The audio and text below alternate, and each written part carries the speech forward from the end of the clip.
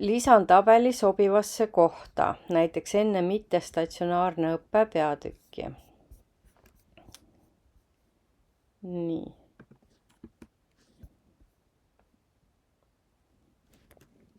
Ja ülesandes on ka kirjas, et kirjuta sobiv tekst, mis iseloomustab tabelit.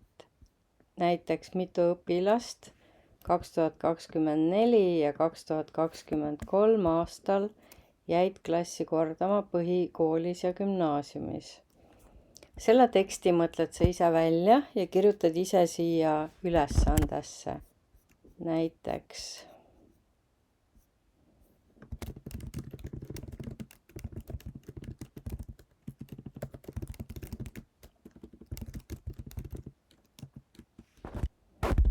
nii, ja loomulikult tabelile tuleb viidata teksti sees.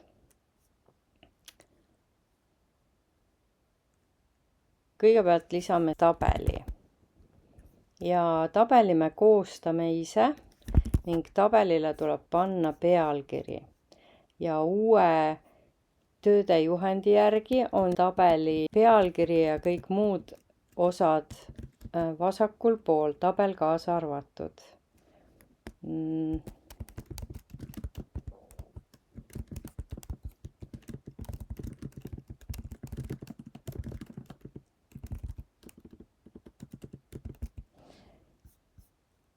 Siis ma kirjutan tabeli pealkirja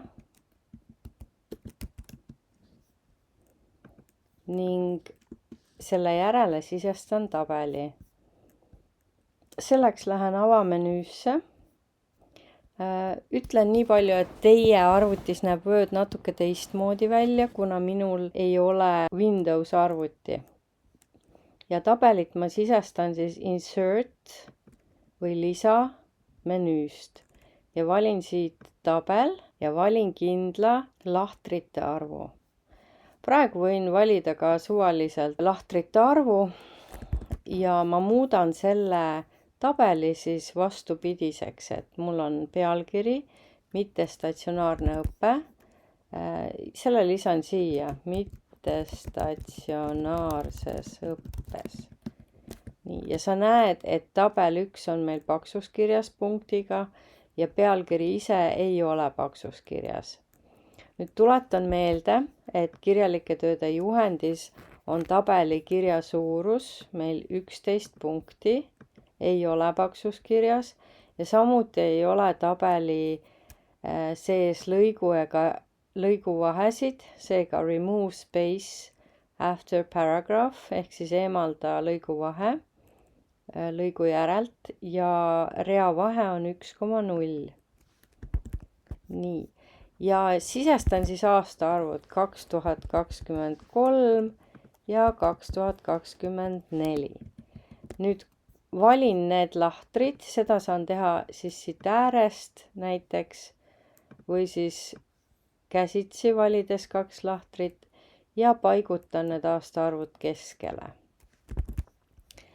Siis kui ma soovin, ma võin teha siia tühja rea, selleks ma valin need lahtrid ja siit värvipurgi kõrvalt valin selle ääriste nupu ja valin no border. Ja loomulikult ma pean siis siia alla panema ikkagi äärise, siis panen bottom border ja siia ülesse samamoodi, top border. Nii. Aga siit vahelt on nüüd äärised kadunud. Ta näitab mingisuguseid piirjooni, aga üldiselt peaksid nad olema kadunud.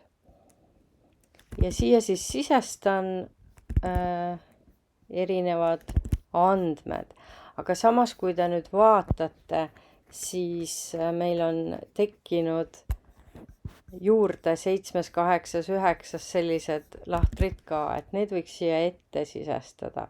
Ja kui ma soovin siis ühte veergu ettepoole sisestada, siis ma vajutan siia lahtrisse, mille ette ma sisestan veerud, parema hiireklahviga insert columns to the left ja saangi siia ette ühe tulba.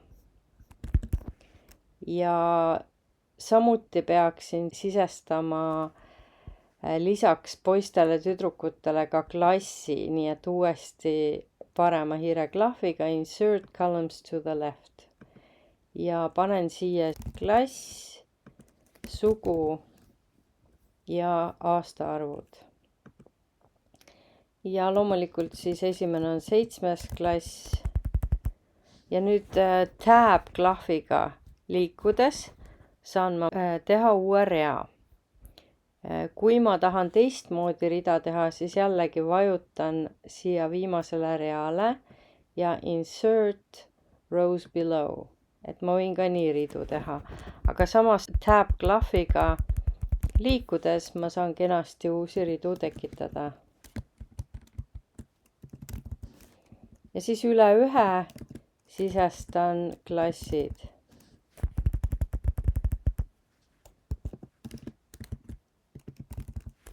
Ja kui mul Word tekitab sellised lisaasjad, näiteks kui ma kirjutan siia 10. klass, ta teeb selle 9. klassiks, siis Ctrl-Z aitab või siis vajutan siia välgu noolekese peale ja undo automatic numbering ehk siis muuda automaatne nummerdamine tagasi.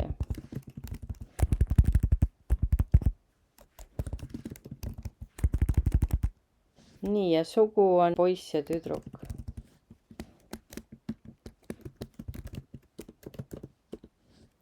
Nii, ja nüüd selleks, et mitte trükkida kõike siia sisse, siis võime valida need lahtrid ja lihtsalt Ctrl-V või siis parema hiireklahviga ja paste.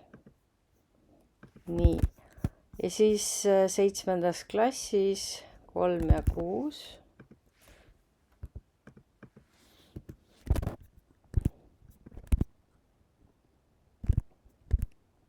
2 ja 4. 8. klassis 46, 40.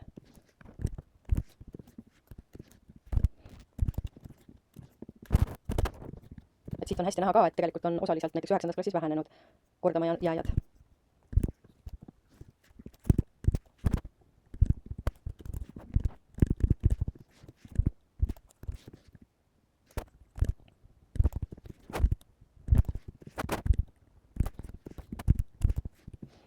Ja kui te vaatate, et kuidas ma vahetan ekraane, siis Ctrl ja Tabi abil saan ma sinna Statistikaameti lehele ja siis tagasi Wordi.